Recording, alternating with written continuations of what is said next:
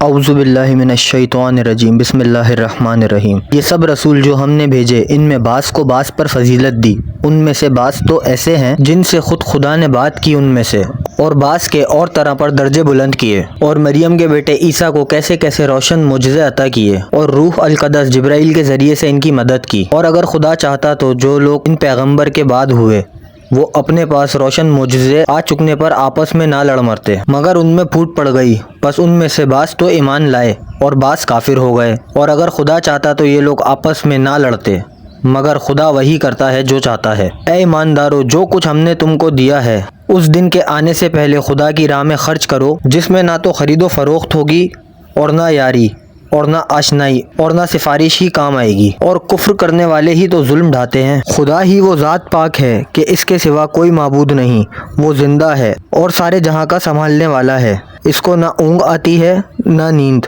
جو کچھ آسمانوں میں ہے اور جو کچھ زمین میں ہے غرض سب کچھ اسی کا ہے۔ کون ایسا ہے جو بددن اس کی اجازت کے اس کے پاس کسی کی سفارش کرے؟ جو کچھ ان کے سامنے موجود ہے وہ اور جو کچھ ان کے پیچھے ہو چکا ہے خدا سب کو جانتا ہے، اور لوگ اس کے علم میں سے کسی چیز پر بھی احاطہ نہیں کر سکتے مگر وہ جسے جتنا چاہے سکھا دے۔ اس کی کرسی سب آسمانوں اور زمینوں کو گھیرے ہوئے ہے، اور ان دونوں آسمانوں زمین کی نگہداشت اس پر کچھ بھی گرا نہیں، اور وہ بڑا عالیشان بزرگ مرتبہ ہے۔ دین میں کسی طرح کی زبردستی نہیں، کیونکہ ہدایت گمراہی سے الگ ظاہر ہو چکی۔ تو جس شخص نے جھوٹے خداؤں بتوں سے انکار کیا اور خدا ہی پر ایمان لایا تو اس نے وہ مضبوط رسی پکڑ لی جو ٹوٹ ہی نہیں سکتی، اور خدا سب کچھ سنتا اور جانتا ہے۔ خدا ان لوگوں کا سرپرست ہے جو ایمان لا چکے، کہ انہیں گمراہی کی تاریکیوں سے نکال کر ہدایت کی روشنی میں لاتا ہے، اور جن لوگوں نے کفر اختیار کیا ان کے سرپرست شیطان ہیں کہ ان کو ایمان کی روشنی سے نکال کر کفر کی تاریکیوں میں ڈال دیتے ہیں۔ یہی لوگ تو جہنمی ہیں اور یہی اس میں ہمیشہ رہیں گے۔ اے رسول، کیا تم نے اس شخص کے حال پر نظر نہیں کی جو صرف اس برتے پر کہ خدا نے اسے سلطنت دی تھی، ابراہیم سے ان کے پروردگار کے بارے میں الجھ پڑا، کہ جب ابراہیم نے اس سے کہا کہ میرا پروردگار تو وہ ہے جو لوگوں کو جلاتا اور مارتا ہے، تو وہ بھی شیخی میں آ کر کہنے لگا میں بھی جلاتا اور مارتا ہوں، تمہارے خدا ہی میں کون سا کمال ہے؟ ابراہیم نے کہا اچھا، خدا تو آفتاب کو پورب سے نکالتا ہے، بھلا اس کو تم پچھم سے تو نکالو۔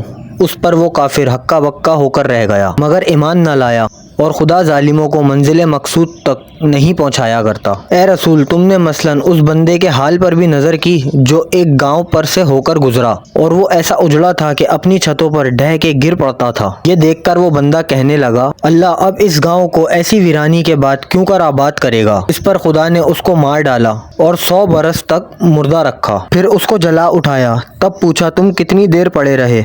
غرض کی 1 دن پڑا رہا یا 1 دن سے بھی کم؟ فرمایا نہیں، تم اسی حالت میں 100 برس پڑے رہے۔ اب ذرا اپنے کھانے پینے کی چیزوں کو دیکھو کہ اپسی تک نہیں، اور ذرا اپنے گدھے سواری کو تو دیکھو کہ اس کی ہڈیاں ڈھیر پڑی ہیں، اور سب اس واسطے کیا ہے تاکہ لوگوں کے لیے تمہیں قدرت کا نمونہ بنائے۔ اور اچھا، اب اس گدھے کی ہڈیوں کی طرف نظر کرو کہ ہم کیوں کر ان کو جوڑ جاڑ ڈھانچہ بناتے ہیں، پھر ان پر گوشت چڑھاتے ہیں۔ بس جب ان پر یہ ظاہر ہوا تو بے ساختہ بول اٹھے کہ اب میں یقین کامل جانتا ہوں کہ خدا ہر چیز پر قادر ہے۔ اور اے رسول، وہ واقعہ بھی یاد کرو جب ابراہیم نے خدا سے درخواست کی اے میرے پروردگار، تو مجھے بھی تو دکھاوے کہ تو مردہ کو کیوں کر زندہ کرتا ہے۔ خدا نے فرمایا کیا تمہیں اس کا یقین نہیں؟ ابراہیم نے عرض کی کیوں نہیں، مگر آنکھوں سے دیکھنا اس لیے چاہتا ہوں کہ میرے دل کو اطمینان ہو جائے۔ اچھا، اگر یہ چاہتے ہو تو 4 پرند لو، ان کو اپنے پاس منگا لو اور ٹکڑے ٹکڑے کر ڈالو، پھر ہر پہاڑ پر ان کا ایک ایک ٹکڑا رکھ دو، اس کے بعد ان کو بلاؤ،